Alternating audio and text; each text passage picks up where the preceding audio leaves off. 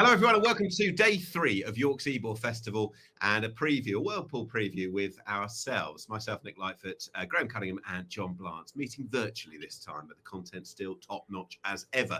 First race on Friday, which is run locally at 150, is a long-distance race in the context of what we've been beginning the first 2 days. It's 2,400 metres. This is your course map that we are very much accustomed to over the first couple of days, a couple of turns before the 1,000-metre home straight.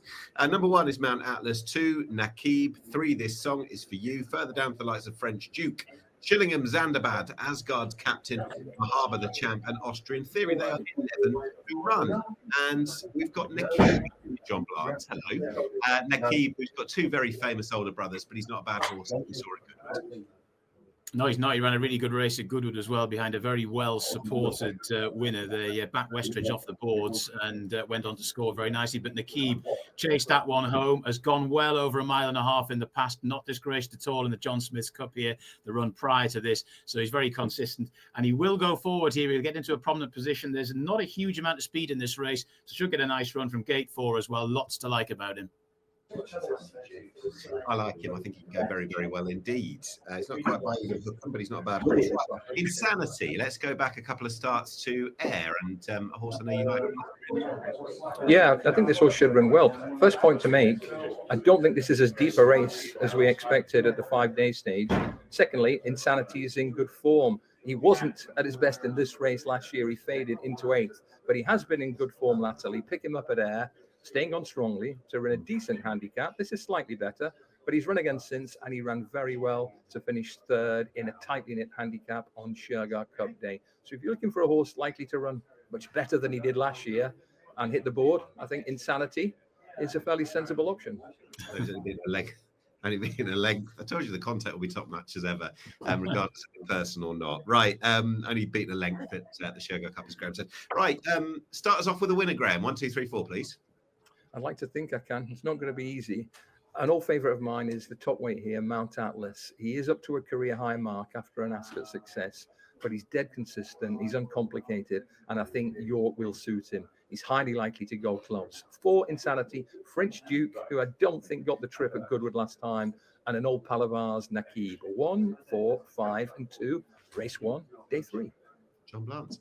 Yeah, I've got Nakib on top, horse number 2. He goes in there. My each-way flyer at the price is number 6, Champagne Prince. Went far too fast at Newmarket last time and emptied in the closing stages. A slightly more conservative ride this time in a race where there's not much pace. Should see him right. Insanity in there for 3rd for all the reasons that Graham gave. And Mount Atlas, yeah, I sort of have him pegged as an Ascot specialist, but no reason why he can't run well at York either. I can see the angle of Champagne Prince running for the first time since gelding as well, but I'm with John. Nakib to win at York for me and gets off to a good start, but a couple of different views. Best of luck, whatever you're going for in race 1. Race 2 at York on Friday is the long distance race, and it is the quality long distance race of the week. It is the Lonsdale Cup, which has been won by some of the very best stayers, and they've been richly rewarded as well in the past. Think about Stradivarius, Weatherby's Lonsdale Cup, Group 2, and it is run over well north of 3,000 metres. This is the course map, 3,300 metres. Just about, to be precise. And these are the runners in 2025, 6 of them, headed by Trawlerman, the outstanding horse that he is. Al Nair is 2, ran well in this race last year. Al Kareem 3, Dubai Future 4, Sweet William 5, and the Ballydoyle runner is Shackleton. But, Graham, there is an obvious starting point. He is one of those in blue. He won the Ebor at the track a few years ago, and it's Trawlerman. Yeah, improving 7-year-old. Don't say that very often, but he's in the form of his life. Keep an eye on that horse, Halo, down the right, Al Nair. Beaten on merit here, but I think he can go pretty well at a big price on Friday. York seems to suit him, as he showed in this race 12 months ago, just beaten. But in the Godolphin Blue, on the front end, and just dominant here at Sandown Trawlerman. Went on from this 5-length win to a 7-length romp in the Gold Cup, beating Illinois. John Blance, Illinois declines the rematch. Maybe this is one of the reasons why. I think so. It's quite sad, actually. I was looking forward to the rematch, but it's not going to eventuate, unfortunately. And yeah, in Trawlerman, uncomplicated running style, no problems in terms of ground, anything like that. Obviously, the step back in trip from the Ascot Gold Cup where he was so impressive. But yeah, he's the obvious on top selection. He has got a stablemate who is just one of, and we do get these kind of horses, John, don't we, that are just ever present in the cup races. And his good old mate, Sweet William, is just that. We'll pick him up at Goodwood. Yeah, and he's got some interesting York form as well. Of course, he was second in an Ebor back in 2023, and he was second in a sprint finish to the Yorkshire Cup at the Dancing meeting earlier on in the campaign. He's being a bit more prominent these days as well. So I think with all that in mind, the fact that this race has hollowed out a little bit, he's got to go in there for a place chance. I've got him in on a second line. Yeah, he's pretty well established and pretty well exposed now. His rating of 115 is £6 behind his stablemate Trollman, gets the £3, so he should run well. Second or third, achievable. Top spot, maybe not. Graham, I'm going to go to you on Al Kareem, who's been he's been doing very well at the track, lower level races, different distance races. What kind of a player is he on Friday? I think a minor player myself for a couple of reasons. One, Trawlerman's on deck, pardon the pun. And two, stamina. We know he's very good from the front. We know he's good at York. We know he's very smart at a mile and 3/4. 2 mile and 3/4 wins here, both from the front. But Trawlerman will be right upsides him from the early stages on Friday. And the last 2 furlongs could be an issue, but a grand horse at a mile and 3/4, John. Yeah, those 2 runs that we've talked about were both quite slowly run races early doors. He's not going to get a slowly run race here. The only way he can probably win is if they dawdle up front and he's just off or just behind Trawlerman. And that's not going to happen. There's no way they're going to ride Trawlerman like that. So I think he's going to have to settle for a minor position. I always remember when Quickthorn slipped the field by a huge margin a few years ago. I don't think anything's going to happen like that. But yeah, just looking at that VT again, Graham, another 500 metres against better opposition, I wouldn't be a fan. But anyway, he's there and he's there on merit. Your 1, 2, 3, 4, please. 1, 2, 3, 5 are my numbers here. Trawlerman, the obvious one on top, even with the penalty. And the horse for the Quinella, I think, is Al Nair. He'll be a much bigger price than 1 or 2 of these. But if he's back to the form he showed in this race last year, he can run a cheeky one. 1, 2, 3, 5, as Trawlerman heads the weights in the Lonsdale Cup.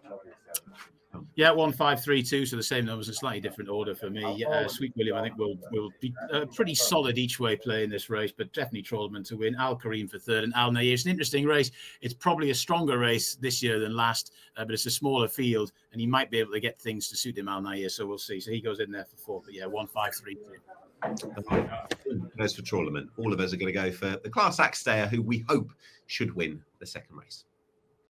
Race 3 is the Gimcrack Stakes, which is a group race run for juvenile colts, and it's a 1,200 metre race. And we'll show you the track, the course map once again, 1,200 metre course that you will be well familiar with, the Al Bastiat Quad Dubai Gimcrack Stakes Group 2 in honour of Tom Lacey.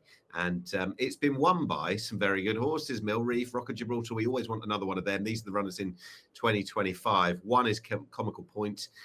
Do or Do Not, Cheap Pieces On, Agoli, Irish Fighter, Life Plan, Reciprocated, Rock on Thunder, and Yorkshire Puds, big price runner at number 8. There's no Godolphin, there's no Ballydor. This is suddenly a very different looking race. John Blance, let's have a look at a horse who ran well, and has run well all season, but ran well at Goodwood last time, Do or Do Not. Yeah, and this was on the back of a really good run in the Group 2 at the July meeting where there was a big pace collapse. So I was in danger of maybe kind of passing over him here for this Goodwood race because of that. But he ran really well. Again, there was a pretty strong gallop here, but has stuck onto the line very well. And this is now the obvious piece of form to hang your hat on, Graham, with Comical Point in the field as well. He should take them along at a decent gallop. So Do or Do Not will have a lovely setup.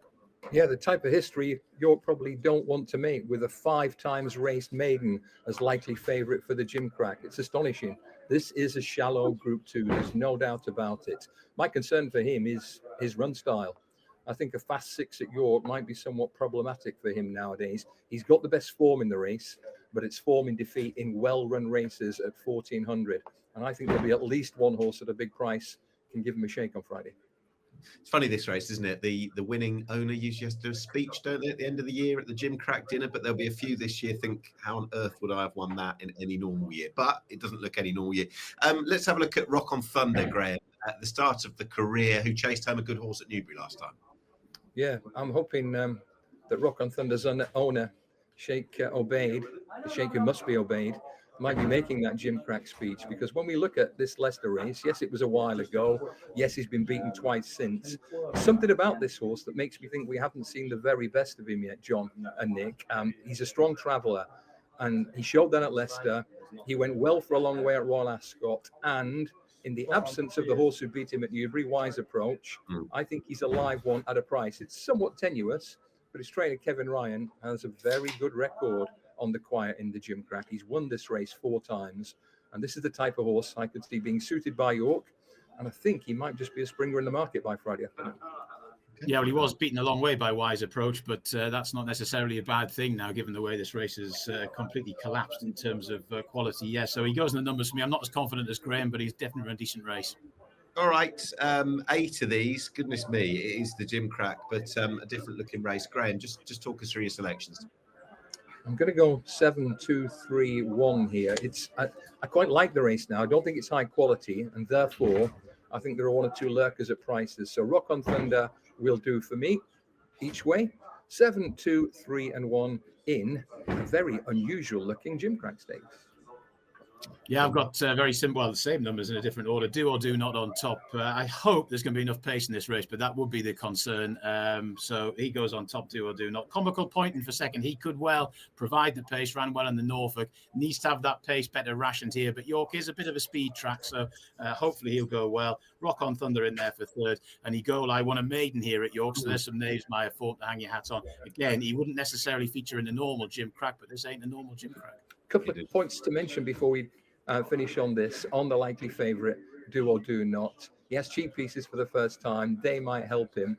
But a quick quote from his trainer, Ed Walker, after that good run at Goodwood last time. He seems to find a way of not winning. Let's see. Any normal year, and he'd probably be beaten well, but this might be the year that it drops right for him. But as you just said, look at that status that he's got next to his name. It's the 0. Can he change that in a Gimcrack? We'll find out. I'm going to go for reciprocated. Lamentably bad last time. Can be better, and this is the opportunity back in trip to do it. It's not. I don't think we've done it a really big up, really, have we, for this race? It's not a Gimcrack that we'd normally expect to see, but hopefully you'll enjoy it nonetheless. Great if we get the winner, though. A great race. Absolutely.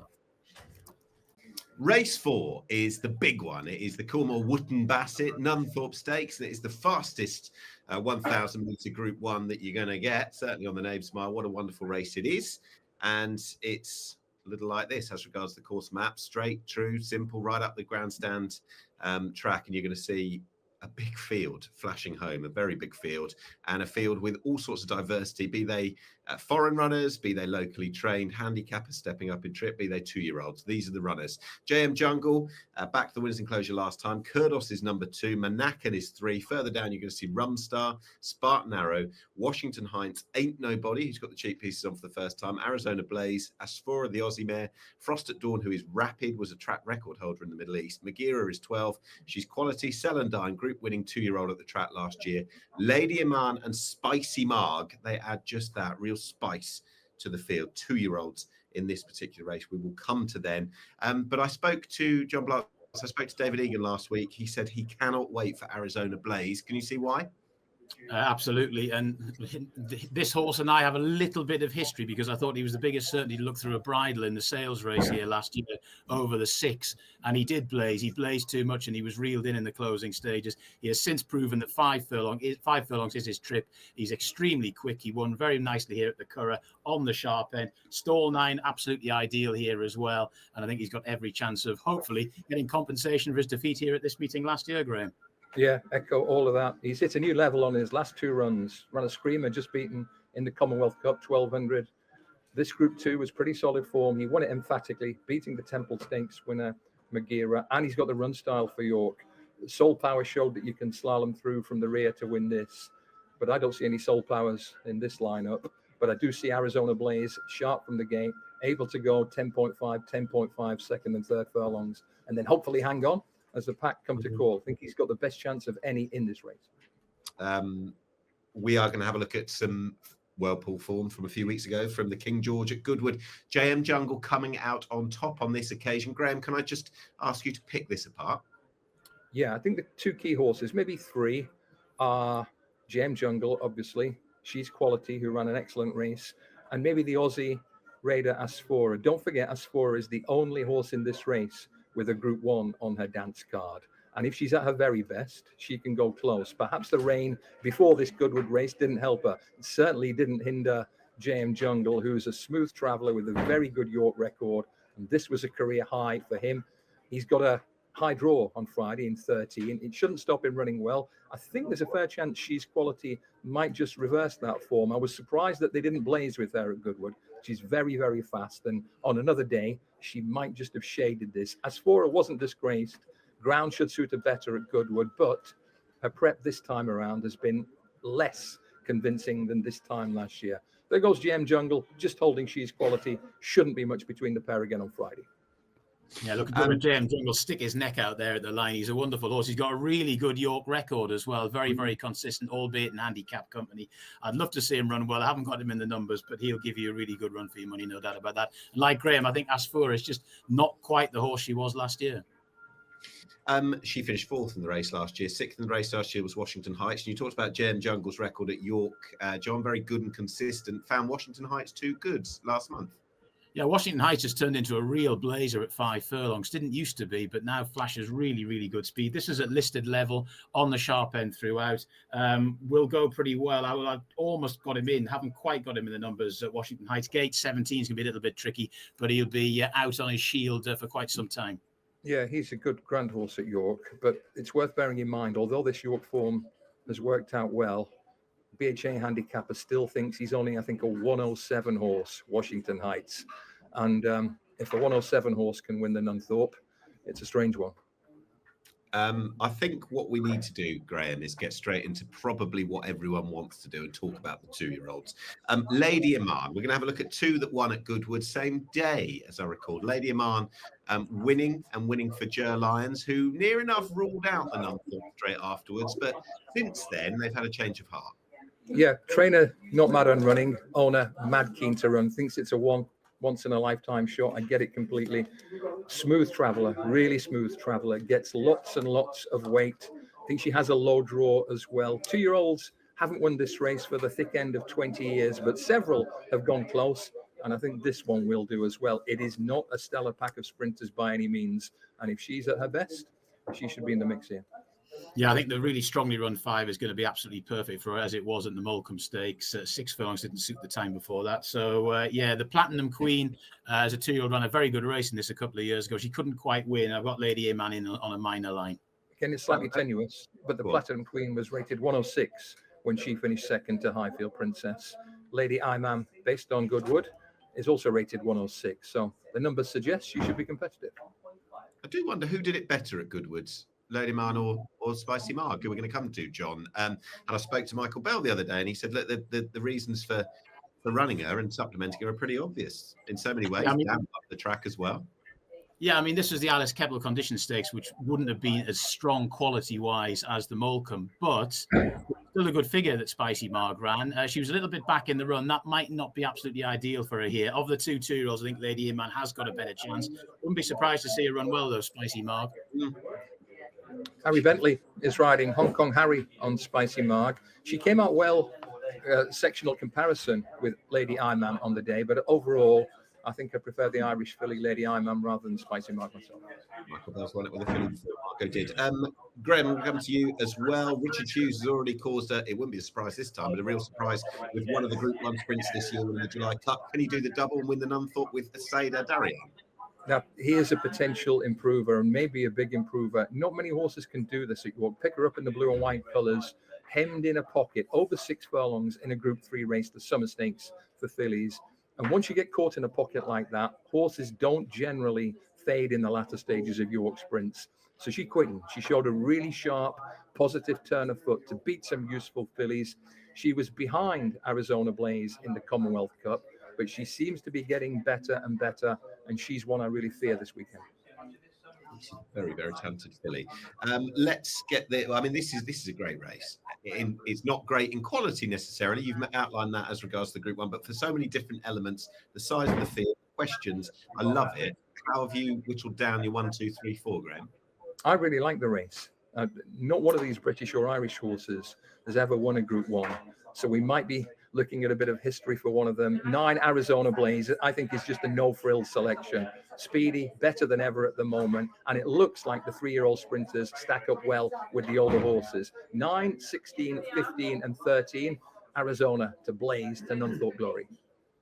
John. Yeah, the Nunthorpe was one of those races that you get early entries for, so you can do your studying a little bit earlier on than you can with some of the other races. And as soon as I saw he was running in this, I thought this is the bet of the meeting. If he gets a low draw, and he's more or less got a low draw here, Gate 9, Arizona Blaze. So, yeah, but on top for me, as I say, best bet of the whole 3 days. Lady Iman there for second. Celandine ran, actually won the Lowther Stakes last year over the 6 furlongs. She seems to have got a bit more speed in her game. She's got a bad draw, but she can run a good race at a big price. And Frost at Dawn, we've mentioned this one, all about speed, gets a good draw. Don't think he'll hang on, but he'll run a pretty solid race nonetheless.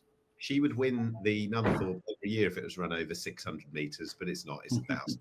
I hope she runs very well. I'm going to take a chance on Night Raider, who ran a very good race last time. Real chance there, but I think it is that kind of race. We'll find out on Friday. Good luck, lads. Moving on to the next race at York on Friday, day 3 of this fabled World Pool meeting. Can't wait for it. It's the 5th race. It's run locally at 4:10. It's a fillies handicap, another heritage handicap on the day. And this one is run over just north of 2,000 metres, 2,100 metres. And this is your course track to confirm exactly what you've been looking at, well, over the few days. On day 1, the Jumpmont International run over this very track and trip. You'll know it and know it well. These are the runners. Good old Akachita. She's been a World Pool favourite this year. We've seen her at pretty much every meeting. Kiara Pearl is 2, Power of Destiny, Roaring Success, Zagata 5 of Friday, Wonder Star, Bint Al Dar, Jujubella, Brielle, Cape Flora, Callisto Dream, and Blessed Star. They are the 13 who go forward for this race in 2025. And we're going to unpick a couple of races from Glorious Goodwood, starting on with a number of these in behind Wonder Star, John. Yeah, Asher Reba got a wonderful ride from Tom Marquand to win this race. Wonder Star, we can see the red cap down on the rail. You can see Akachita as well, who's been running very well in these races all season, really. But Wonder Star, slightly more prominently ridden on this occasion from a good draw. Thought this was a very good effort, as I say, beaten by a very well-ridden filly on the day. Gate 11's a little bit tricky here, but there's not a huge amount of pace in the race, so I think they'll have to go forward with it, and I can see her running a good race, and she goes in numbers for me, Graham. Yeah, I like her as well. I've got her in for second. She got a pretty smooth run up the inside here. It was a competitive race. She doesn't have much in hand of Akachita. If you like one, probably need to like the other. I think she's on the upgrade, Wonder Star. Let's go back to some Goodwood format. I think it was a day earlier, actually. Blessed Star was the best of the two that we're going to have a look at, but plenty talked about the run of the 5th. Zagata, new jockey, of course, on Friday, Graham. Yeah, let's have a close look at this race. Goodwood was unusual. Heavy rain on top of water ground, horses coming over to the stand side on the round course. But this was an eye-catching run from Zagata in those maroon colours at the back. Holly Doyle dropped her out at the back. She found several alleys closed on her up the straight. She came home strongly. She was just behind Blessed Star in the blue and white colours at the line. I'm pretty confident she'll reverse that form. And it's no knock on Holly Doyle to suggest that having Oisin Murphy on board for the first time is a really interesting move. So Zagata has been running very well at a mile. Pretty sure she's ready for a step up in distance here. Pretty sure she's ready to run a big race with Oisin Murphy on top. Let's have a look at. I was going to say she's run a good race already at 10 furlongs, Zagata, but you are taking your punting life in your hands a little bit. She is always held up for that kind of run, so she'll need a little bit of luck. She was always held up by the previous rider. Yeah, that's what I'm saying. That's the way she always runs. So you're going to. It might not be this time. Well, we'll see. Yeah, we'll see. But that's a normal style. So if she does employ that, she needs a little bit of luck in the run. Right, let's move away from the festivals, John, and have a look at the provinces, if you will. And Cape Flora's success at Leicester, no offence to Leicester. Handicapper didn't miss this, but of course they couldn't. Well, again, yeah, when you look at races at Leicester in relation to some of these World Pool meetings, you think, well, was probably not going to be particularly strong form. And in terms of the horses in behind, this isn't. But the way this filly went in the early part of the race from a time perspective to obliterate them as she did was something you had to sort of sit up and take notice. And I think that she can go very well here. She's got a pretty good draw as well to get into a nice prominent position. So I think she'll be certainly one that'll not be too far away. Yeah, just one quick thing to add on her. New tactics. They just let her roll, and it worked a treat. She was taken early to post, so they clearly think she's a little bit flighty. So we'll keep an eye on her in the paddock, etc. But no question, that was a massive step forward for her, wasn't it? Oh, indeed. Look, same day as well, Graham. We had that filly, Cape Flora at Leicester on the 17th of July, about an hour before, but at a different track. We saw Brielle at Hamilton, another talent winning. Yeah, this is a good little fillies handicap, and Briella adds recent form to the mix. I'm just not sure she's as progressive. So she did the job pretty well last time, but I think we have in Zagata Cape Flora, Wonder Star, fillies who might be on a sharper upward curve than her at the moment. Trainer always thought that she had some stamina, but maybe she's a little bit speedier than that. Daughter of the world champion Al Manzour. Right, this is a good race. I'm looking forward to this. Graham, you 1, 2, 3, 4, please. 5, 7, 1, 11. Zagata on top, up in trip, different jockey, slightly more positive tactics, I hope. She's on top of 7, 1, and 11. John Blance? Yeah, we've done it again. Same numbers, different order. 11 Cape Flora on top for me. Wonder Star in there for second. Zagata in for third, and Akachita for fourth. So 11, 7, 5, and 1. Off the back of that Goodwood run, I didn't want to leave Zagata out, but the market's not really taking anything to chance. Assume Murphy, the champion jockey, now rises. It's Zagata for me to win the fillies handicap.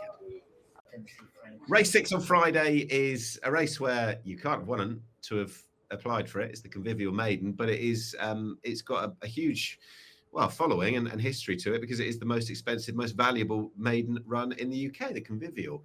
1,400 metres is the trip. Again, a course and distance, or certainly distance, tried plenty throughout the week that you will be well familiar with. Let's have a look at the runners this year. Benny Nahar, 2 runs, finished second on each occasion. Bond is number 2. Efron on debut. Explosive finish, number 4. Fresco Baldi for Ballydor, who won this 2 years ago. A couple of newcomers, 6 and 7. King of Thunder is 8. Further down, Naval Light, who's been fancied at big meetings tonight. Wolf, Red Spells Danger. See the Power, Spice, and Isle of Fernandez. John Blance, let's talk Ballydor. Let's talk Fresco Baldi. As mentioned, the yard won this with Battle Cry 2 years ago. Yeah, and they debuted Whirl in this last year as well, which was interesting. But yeah, Fresco Baldi took a big step up from start 1 to here at start 2 at Fairy House. Travelled really well, showed much better gate speed, and in the end was only just denied. And I think, it's got every chance of going one better here. By no nay, never. And as ever with these Ballydor runners in this race, fascinating. He did hang left, but I think he was probably following the winner, Green Sense. It wasn't a super deep race, but as you can see, first 2 finished clear. I think Aidan will have ironed out those slightly left-leaning tendencies, so he should be high on anyone's shortlist, Fresco Baldi, I think. Let's have a look, Graham, at Boris Goodwood. Once again, back on the 31st of July. It was a maiden fillies race won by Aylin, who went off favourite that day.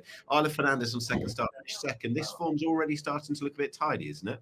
Yeah, again, it was softish ground, horses over to the near side, inexperienced horses. This was a good step forward from debut for Isla Fernandez. Aylin's pretty useful, well regarded. She came from the 1 box, on the speed, clear of the remainder, and the ground had gone testing, but we shouldn't hold that against her. She ought to run well. I will put in a word for another Kevin Ryan horse, a newcomer called Inish Beg, 500,000 guineas, son of Gayath, and he's a half brother to Volterra, who was a big eye catcher in 4th in this race 2 years ago. No big entries at the moment, but pedigree and price tag suggests he might be one at a price. Right, John, by the time people are watching this, and thank you for doing so, they might have seen Naval Light's form boosted, courtesy of Stellar Sunrise, the winner at Goodwood we're about to see. Naval Light was second, and Stellar Sunrise runs on day 2. I mean, Naval Light ran a really good race here because, as is this one's want, started rather slowly and then was rushed up to get into a position. So it's wasting petrol in the early part of its races, this horse, but has stuck on really well. And again, if this can be reproduced, this level of form, not going to be too far away, not quite on top for me, but an obvious contender.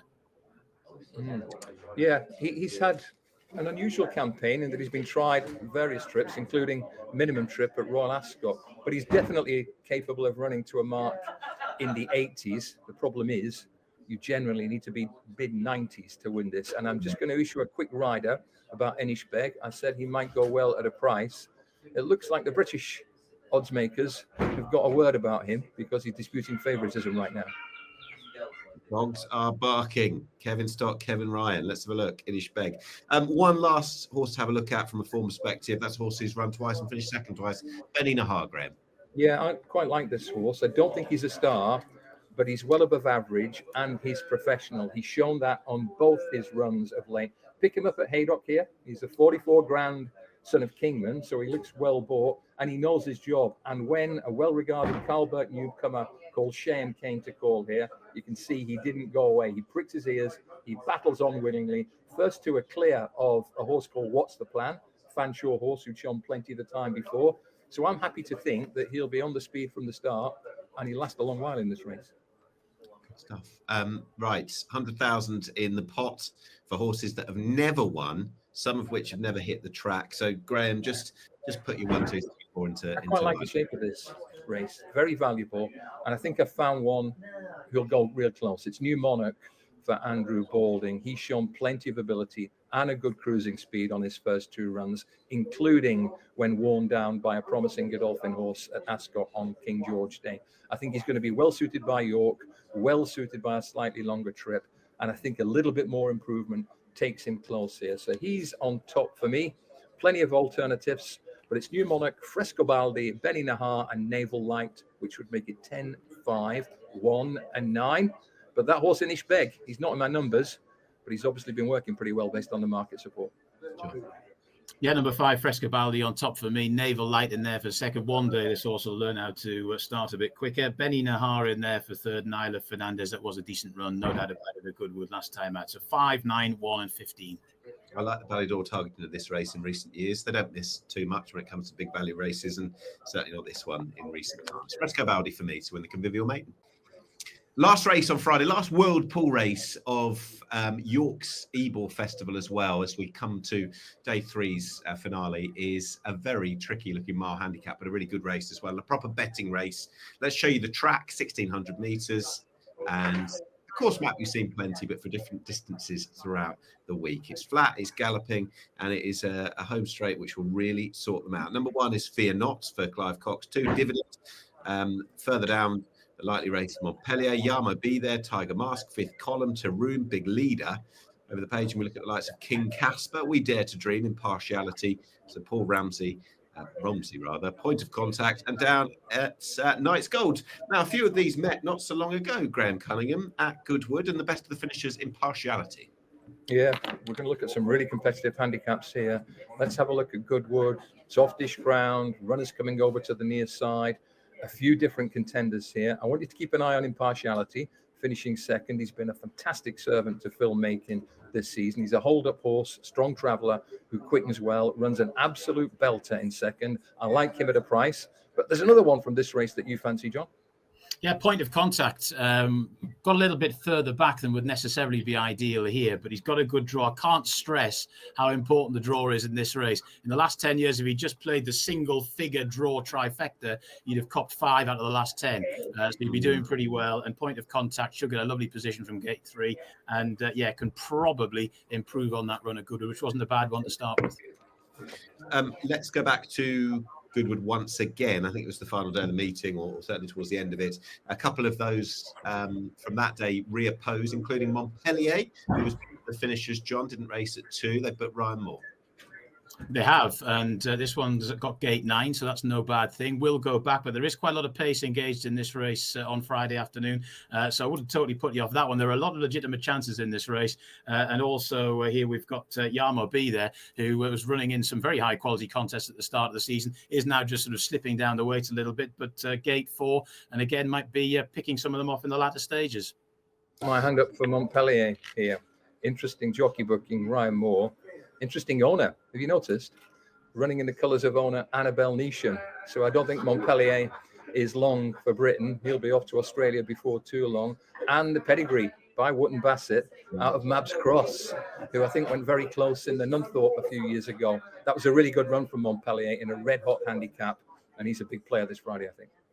Talking of good handicaps, to say the least, one of the signature race handicaps at Goodwood, Graham, is the Golden Mile. 5th Column went off favourite, finished 5th. Yeah, let's pick up 5th Column in the Golden Mile behind the mighty Roscollin. Roscollin thrived on the easy ground.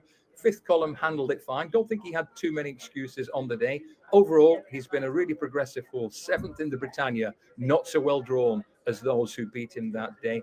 Good winner at Newmarket's July Festival, and a very solid 5th in the Golden Mile. The only issue is, don't think he had too many excuses, and he's £2 higher against some banging form progressive rivals at York.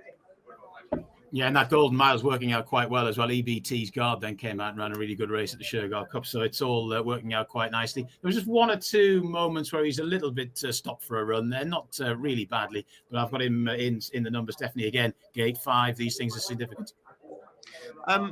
The fascinating horse in so many ways is the one that's yet to taste defeat. It's only had 3 starts, John. That's big leader. The Thirsk Summer Cup was not a particularly good renewal or a good example of the genre this time round. And this horse got to the front and then came home at 100% of average speed. So was able to control the sectionals. But as you say, 3 from 3, stall 8, will lead. This is going to be by far the toughest assignment yet. Haven't got this one in the numbers, but I wouldn't be surprised if he ran a good race. Yeah, he's a hardy horse. Look how he digs in when it gets tight. This is a better race. It'll be harder to lead. One we definitely need to mention, haven't it, is Fear Not, who has been absolutely thriving under hold of tactics. David Probert will ride him again. Reared at the start in a good handicap at Ascot, produced a cracking turn of foot. He's up in the weights again. He's up to a mark of 104 now, and he's drawn 15. But if they go really hard, that turn of foot will be a very valuable weapon. You get the picture here, gentlemen. This is an extremely hot handicap, and it's got pretty strong Hong Kong pedigree. 2 horses who won this race. Urban Aspect became Kai Ying Star. Rifleman became Mr. Ascendancy. They've won 4